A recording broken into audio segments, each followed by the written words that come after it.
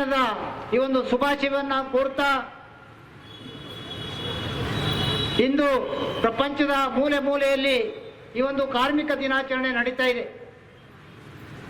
139 ವರ್ಷಗಳ ಹಿಂದೆ ಅಂದಿನ ಗುಲಾಮಗಿರಿಯ ವಿರುದ್ಧ ಸೆಟೆದು ನಿಂತು ಹೋರಾಟಕ್ಕೆ ಇಳಿದಂತ ಕಾರ್ಮಿಕರ ಮೇಲೆ ಅಂದಿನ ಆಡಳಿತ ದೌರ್ಜನ್ಯ ಮಾಡಿ ಗುಂಡು ಹಾರಿಸಿ ಕಾರ್ಮಿಕರನ್ನ ಅನೇಕರನ್ನ ಕೊಂದು ಆ ಒಂದು ಕಾರ್ಮಿಕ ವರ್ಗದ ಚಳವಳಿಯನ್ನ ಆರಂಭಿಸಲಾಗಿದೆ. ಅಲ್ಲಿಂದ ಇಲ್ಲಿ ತನಕ ಜಗತ್ತಿನ ಮೂಲೆ ಮೂಲೆಯಲ್ಲಿ ಹೊಸ ಹೊಸ ಕ್ಷೇತ್ರದ ಜನ ತಮ್ಮ ಹಕ್ಕುಗಳಿಗಾಗಿ ತಮ್ಮ ಸೌಲಭ್ಯಗಳಿಗಾಗಿ ನಾವು ಮನುಷ್ಯರು, ನಮಗೂ ಮನುಷ್ಯತ್ವ ಬೇಕು, ಮನುಷ್ಯರಾಗಿ ಬದುಕಲಿಕ್ಕೆ ಅವಕಾಶ ಬೇಕು ಅನ್ನುವಂಥ ಕಾರಣಕ್ಕಾಗಿ ಸಂಘಟಿತರಾಗಿ ಎಲ್ಲ ಆಡಳಿತ ವ್ಯವಸ್ಥೆಯ ವಿರುದ್ಧ ಹೋರಾಟಗಳನ್ನು ಸಂಘಟಿಸ್ತಾ ಮಾಡ್ತಾ ಬಂದಿದ್ದಾರೆ.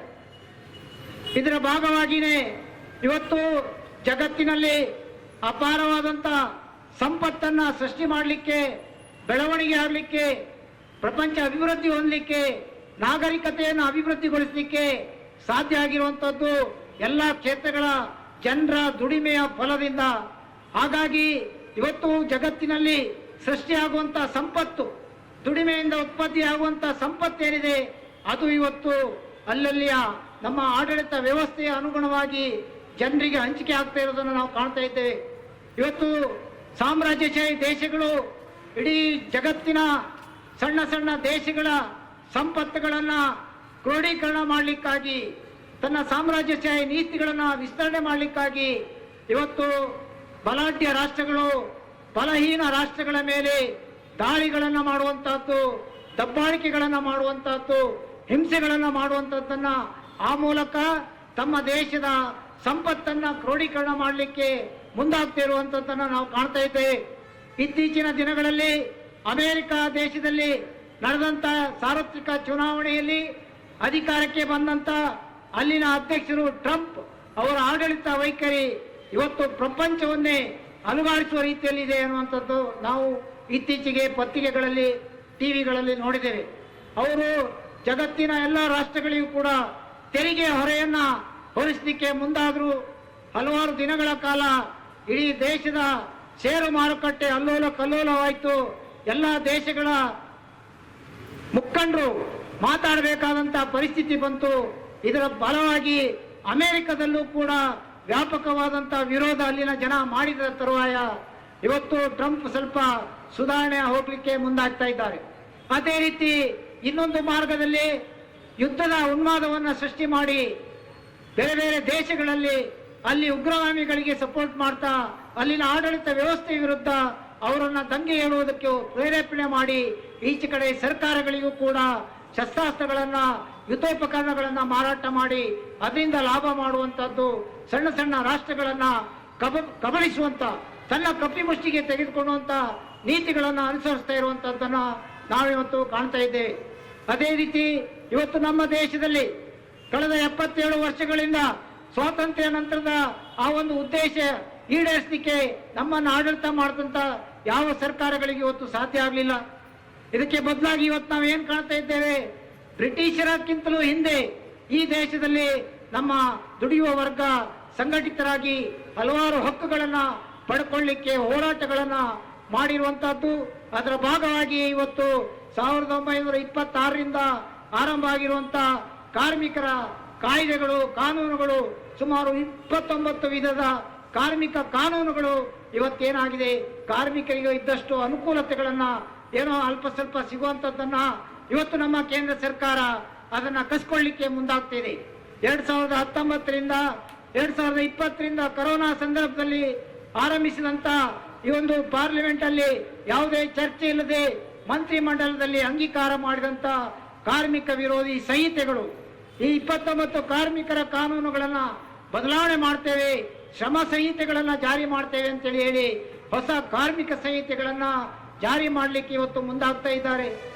ಇಂಥ ಒಂದು ಕಾರ್ಮಿಕ ವರ್ಗದ ಅಪಾರ ಪ್ರಮಾಣದ ತ್ಯಾಗ ಬಲಿದಾನಗಳಿಂದ ಪಡೆದುಕೊಂಡಂತ ಕಾರ್ಮಿಕ ಹಕ್ಕುಗಳನ್ನ ಕಸಿದುಕೊಂಡು ಮುಂದಿನ ದಿನಗಳಲ್ಲಿ ಈ ದೇಶದಲ್ಲಿ ದುಡಿಯುವ ಜನ 12 ಗಂಟೆ 14 ಗಂಟೆ 18 ಗಂಟೆ ದುಡಿಲಿಕ್ಕೆ ಗುಲಾಮರನ್ನಾಗಿ ಮಾಡಲಿಕ್ಕೆ ಇವತ್ತು ಕೇಂದ್ರ ಸರ್ಕಾರ ಮುಂದಾಗ್ತಾ ಇದೆ.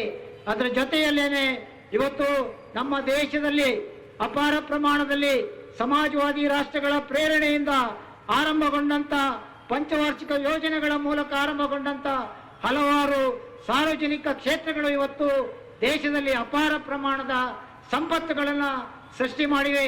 ಅದರ ಭಾಗವಾಗಿ ಇವತ್ತು ಕೇಂದ್ರ ಸರ್ಕಾರಕ್ಕೆ ರಾಜ್ಯ ಸರ್ಕಾರಗಳಿಗೆ ಕೂಡ ಹಲವಾರು ಪ್ರಮಾಣದ ಆರ್ಥಿಕ ಸಹಾಯವನ್ನ ಆ ಒಂದು ಸಾರ್ವಜನಿಕ ಕ್ಷೇತ್ರದ ಕೈಗಾರಿಕೆಗಳ ಲಾಭಾಂಶವನ್ನ ನೀಡುವ ಮೂಲಕ ಈ ಕ್ಷೇತ್ರದ ಈ ರಾಜ್ಯದ ದೇಶದ ಗ್ರಾಮೀಣ ಪ್ರದೇಶದ ಹಳ್ಳಿಗಾಡಿನ ಅಭಿವೃದ್ಧಿಗೆ ಹಲವಾರು ಯೋಜನೆಗಳನ್ನ ಆರಂಭ ಮಾಡುವುದಕ್ಕೆ ಆರ್ಥಿಕ ಸಂಪನ್ಮೂಲವನ್ನು ಕೊಟ್ಟಂತ ಸಾರ್ವಜನಿಕ ಕ್ಷೇತ್ರಗಳನ್ನ ಇವತ್ತು ಎಲ್ಲ ಕ್ಷೇತ್ರಗಳಲ್ಲೂ ಕೂಡ ಖಾಸಗೀಕರಣ ಮಾಡಲಿಕ್ಕೆ ಇವತ್ತು ಕೇಂದ್ರ ಸರ್ಕಾರ ರಾಜ್ಯ ಸರ್ಕಾರಗಳು ಮುಂದಾಗ್ತಿರೋದನ್ನು ನಾವು ಕಾಣ್ತಾ ಇದ್ದೇವೆ. ನಮ್ಮ ಈ ಕರಾವಳಿ ಭಾಗದಲ್ಲಿರುವಂತಹ ಹಲವಾರು ಬ್ಯಾಂಕ್ಗಳು ಇವತ್ತು ಮಾಯ ಆಗಿದೆ. ವಿಜಯ ಬ್ಯಾಂಕ್ ಇರ್ಬೋದು, ಸಿಂಡಿಕೇಟ್ ಬ್ಯಾಂಕ್ ಇರ್ಬೋದು, ಕಾರ್ಪೊರೇಷನ್ ಬ್ಯಾಂಕ್ ಇರ್ಬೋದು, ಹೀಗೆ ಈ ಬ್ಯಾಂಕ್ಗಳೆಲ್ಲ ಮಾಯ ಆಗಿ ಇವತ್ತು ಕೆಲವು ರಾಷ್ಟ್ರೀಕೃತ ಬ್ಯಾಂಕ್ಗಳ ಜೊತೆ ಮರ್ಜ್ ಮಾಡಿ ಅವುಗಳನ್ನು ಕಣ್ಮರೆ ಮಾಡಲಾಗಿದೆ. ಅದೇ ರೀತಿ ಇವತ್ತು ನಮ್ಮ ಈ ಭಾಗದಲ್ಲಿ ರಾಷ್ಟ್ರೀಯ ಹೆದ್ದಾರಿ ಇರ್ಬೋದು, ಕೊಂಕಣ ರೈಲ್ವೆ ಮಾರ್ಗ ಇರ್ಬೋದು, ಬಂದರುಗಳು ಇರ್ಬೋದು, ಇವುಗಳನ್ನೆಲ್ಲವನ್ನು ಇವತ್ತು ಸಾರ್ವಜನಿಕ ಸಂಪತ್ತಿನಿಂದ ಸಾರ್ವಜನಿಕರ ದೇಣಿಗೆಯಿಂದ ಶ್ರಮದಿಂದ ಕಟ್ಟಿ ಬೆಳೆಸಿದಂತ ಈ ಸಾರ್ವಜನಿಕ ಕ್ಷೇತ್ರದ ಸಂಪತ್ತನ್ನ ಖಾಸಗೀಕರಣ ಮಾಡಲಿಕ್ಕೆ ಇವತ್ತು ಸರ್ಕಾರಗಳು ಮುಂದಾಗ್ತಿವೆ. ಇವತ್ತು ಒಂದು ಸರ್ಕಾರದ ವಿರುದ್ಧ ಇನ್ನೊಂದು ಸರ್ಕಾರ, ಅದರ ಅಧಿಕಾರಿಗಳು ಮಂತ್ರಿಗಳು ಆಡಳಿತ ನಡೆಸೋರು ಮಾತಾಡ್ತಾರೆ, ಆದರೆ ಅವರ ನೀತಿಗಳು ಇಬ್ಬರದು ಒಂದೇ ನೀತಿ ಅನ್ನುವಂಥದ್ದು ನಾವು ಕಾಣ್ತಾ ಇದ್ದೇವೆ.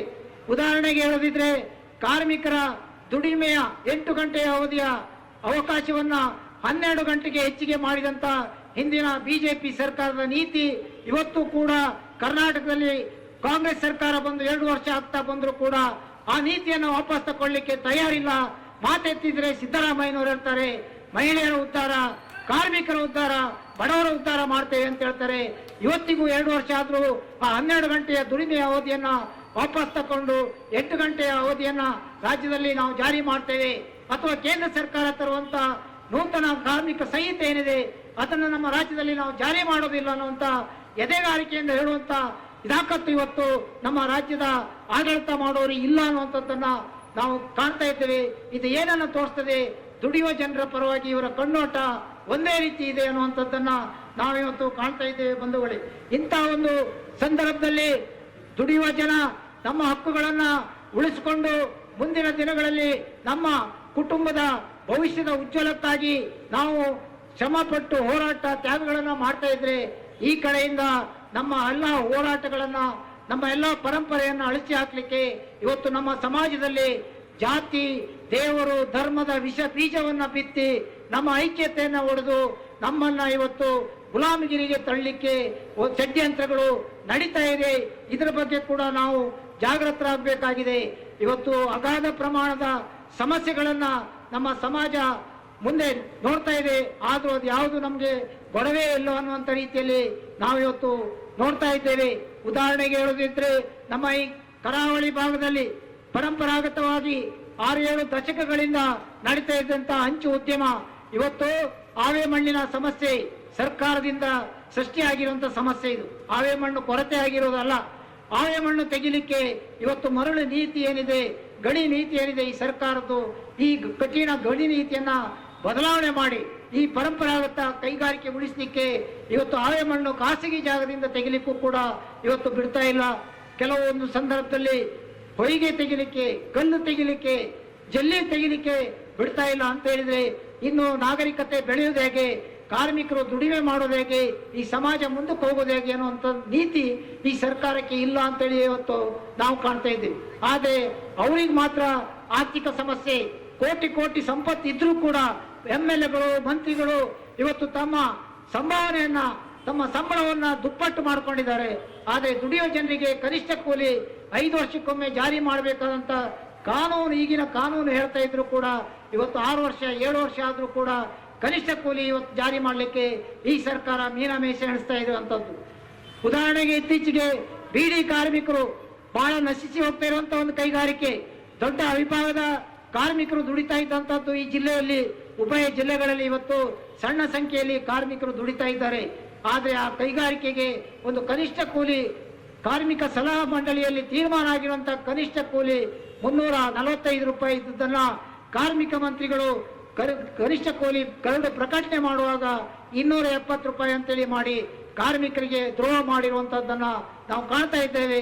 ಇಂತಹ ನೀತಿಗಳ ವಿರುದ್ಧ ಹಾಗೂ ನಮ್ಮ ಸಮಾಜದಲ್ಲಿ ಇವತ್ತು ಎಲ್ಲ ಸರ್ಕಾರಿ ಕಚೇರಿಗಳಲ್ಲಿ, ಅದು ಕೇಂದ್ರ ಸರ್ಕಾರ ಇರ್ಬೋದು, ರಾಜ್ಯ ಸರ್ಕಾರ ಇರ್ಬೋದು, ಎಲ್ಲ ಕಚೇರಿಗಳಲ್ಲಿ ಇವತ್ತು ಸಿಬ್ಬಂದಿಗಳ ನೇಮಕಾತಿ ನಡೀತಾ ಇಲ್ಲ. ಅಲ್ಲಿ ಸಿಬ್ಬಂದಿಗಳ ಕೊರತೆಯಿಂದಾಗಿ ಇವತ್ತು ಹಂಗಾಮಿ, ದಿನಕೂಲಿ, ಗುತ್ತಿಗೆ ಆಧಾರದಲ್ಲಿ ನಮ್ಮಂತಹ ಸಾಮಾನ್ಯ ಜನರ ಮನೆಯ ವಿದ್ಯಾವಂತ ಯುವ ಜನಾಂಗ ಇವತ್ತು 6,000, 7,000, 8,000ಕ್ಕೆ ಗುಲಾಮಗಿರಿಯ ರೀತಿಯಲ್ಲಿ ದುಡಿಮೆ ಮಾಡುವಂತಹ ಪರಿಸ್ಥಿತಿ ಇವತ್ತು ನಿರ್ಮಾಣ ಆಗ್ತಾ ಇದೆ. ಇಂಥ ನೀತಿಗಳ ವಿರುದ್ಧ, ಈ ನಿರುದ್ಯೋಗ ಸಮಸ್ಯೆಗಳ ಪರಿಹಾರದ ವಿರುದ್ಧ ಯುವ ಜನರು ದೊಡ್ಡ ರೀತಿಯಲ್ಲಿ ಸಂಘಟಿತರಾಗಿ ಹೋರಾಟಕ್ಕೆ ಮುಂದಾಗಬೇಕಾಗಿದೆ. ಅದೇ ರೀತಿ ಇವತ್ತು ಶಿಕ್ಷಣವನ್ನು ಅಂತೂ ಇವತ್ತು ಖಾಸಗಿಯವರ ಕೈಯಲ್ಲಿ ಹಣ ಇದ್ರೆ ಮಾತ್ರ ನಾವು ಶಿಕ್ಷಣ ಮಕ್ಕಳಿಗೆ ಕೊಡ್ಲಿಕ್ಕೆ ಸಾಧ್ಯ ಅನ್ನುವಂಥ ರೀತಿ ಇದೆ. ಸರ್ಕಾರಿ ಶಾಲೆಗಳು ಮುಚ್ಚಿ ಹೋಗ್ತಾ ಇದೆ. ಅಲ್ಲಿ ಶಿಕ್ಷಕರ ನೇಮಕ ಆಗ್ತಾ ಇಲ್ಲ. ಅಲ್ಲಿ ಹಳೆ ಶಾಲೆಗಳ ಅಭಿವೃದ್ಧಿ ಆಗ್ತಾ ಇಲ್ಲ. ಸರ್ಕಾರ ಈ ರೀತಿಯ ಯೋಜನೆಗಳಿಗೆ ಹಣ ಕೊಡುವಂಥದ್ದನ್ನ ಕಡಿಮೆ ಮಾಡ್ತಾ ಇದೆ. ಹಳ್ಳಿಗಾಡಿನ ಪ್ರದೇಶದಲ್ಲಿ ಇಂದು ಕೂಡ ಹಲವಾರು ಪ್ರದೇಶದಲ್ಲಿ ಕುಡಿಯುವ ನೀರಿನ ಸಮಸ್ಯೆ ಇದೆ. ಹಲವಾರು ಗ್ರಾಮ ಪಂಚಾಯತ್ಗಳಲ್ಲಿ ಸರಿಯಾದ ರಸ್ತೆ ವ್ಯವಸ್ಥೆ ಇಲ್ಲ, ದಾರಿ ದೀಪದ ವ್ಯವಸ್ಥೆ ಇಲ್ಲ. ಹಳ್ಳಿಗಾಡಿನ ಜನರಿಗೆ ಇವತ್ತು ದೊಡ್ಡ ಸಂಖ್ಯೆಯಲ್ಲಿ ಮನೆ ನಿವೇಶನ ಇಲ್ದಿದ್ದವರ ಸಮಸ್ಯೆ ಇದೆ. ಇದು ಯಾವುದ್ರ ಬಗ್ಗೆನೂ ಕೂಡ ಇವತ್ತು ನಮ್ಮನ್ನು ಆಳುವಂತವರು ಜಾಗ್ರತೆ ವಹಿಸ್ತಾ ಇಲ್ಲ, ಅದರ ಬಗ್ಗೆ ಆಲೋಚನೆ ಮಾಡ್ತಾ ಇಲ್ಲ. ಕೇವಲ ರಾಜಕೀಯಕ್ಕಾಗಿ ಯಾವುದೋ ಒಂದೊಂದು ಮಾತುಗಳನ್ನ, ಒಂದೊಂದು ಘಟನೆಯನ್ನ ಎತ್ತುಕೊಂಡು ಇಡೀ ರಾಜ್ಯದ, ಇಡೀ ದೇಶದ ಜನರ ದಿಕ್ಕನ್ನು ತಪ್ಪಿಸುವಂತ ಕೆಲಸ, ಹೊಲಸು ರಾಜಕೀಯ ಇವತ್ತು ನಡೀತಾ ಇದೆ. ಸಮಾಜಕ್ಕಾಗಿ, ಜನರಿಗಾಗಿ ತ್ಯಾಗ ಮಾಡುವಂತ ಮನೋಭಾವ ಕಡಿಮೆ ಆಗಿ ಇವತ್ತು ಸ್ವಾರ್ಥ, ಲಂಚಾವತಾರ, ಭ್ರಷ್ಟಾಚಾರ ಇವತ್ತು ಹೆಚ್ಚಾಗಿ ಜನರಲ್ಲಿ ಅಧಪತನಗೊಳ್ಳುವಂತ ರೀತಿಯಲ್ಲಿ ಇವತ್ತು ಆಡಳಿತ ನಡೆಸುವವರ ನೀತಿಗಳು ಮುಂದುವರಿತಾ ಇದೆ. ಇಂಥ ಎಲ್ಲದರ ಬಗ್ಗೆ ದುಡಿಯುವ ಜನರು ನಾವು ಜಾಗೃತರಾಗಿ ಹೋರಾಟಗಳನ್ನ, ಚಳವಳಿಗಳನ್ನ ಮತ್ತೆ ಸಂಘಟಿಸುವ ಮೂಲಕ, ಅದರಲ್ಲಿ ನಮ್ಮ ತಿಳುವಳಿಕೆಯನ್ನು ಹೆಚ್ಚಿಸಿಕೊಳ್ಳುವ ಮೂಲಕ ಕಾರ್ಮಿಕ ವರ್ಗದ ಅಂತಾರಾಷ್ಟ್ರೀಯ ದಿನಾಚರಣೆಯ ಈ ಸಂದರ್ಭದಲ್ಲಿ ನಾವು ಮುಂದಕ್ಕೆ ಹೋಗೋಣ ಅಂತೇಳಿ ಹೇಳಿ ಶುಭಾಶಯಗಳನ್ನು ಕೋರಿ ನನ್ನೆರಡು ಮಾತುಗಳನ್ನು ಮುಕ್ತಾಯ ಮಾಡ್ತೀನಿ.